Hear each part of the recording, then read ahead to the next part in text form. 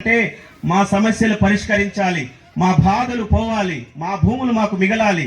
ఎందుకంటే మా భూములు తరతరాలుగా మాకు వచ్చాయి. అలాగే మా పిల్లలు, మా భవిష్యత్తు ఇక్కడే ఉండాలి. ఇక్కడ మేము భూములు లేకుంటే స్థానికులు ఎవ్వరు ఉండం. ఎందుకంటే మా భాష అలా ఉంది. మేము స్థానికులం, మా భాషను గౌరవించండి, అదేవిధంగా మా భూములు మాకే ఇవ్వండి అన్న.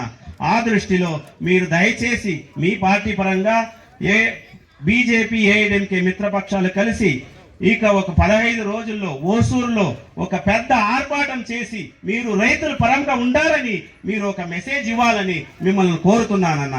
ఎందుకంటే ఇంతవరకు మీరు చేయలే.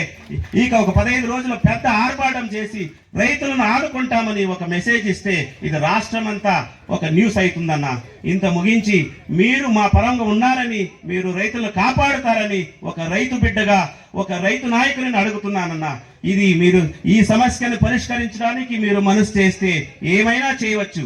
ఒకవేళ మీరు గెలిచి ఇది చేయకపోతే మీరు రాజీనామా చేసి మా మధ్యలో కూర్చోవాలన్నా.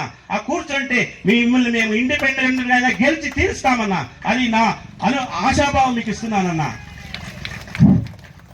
నాగరాజ్కి థ్యాంక్స్, చాలా బాగా మాట్లాడరే.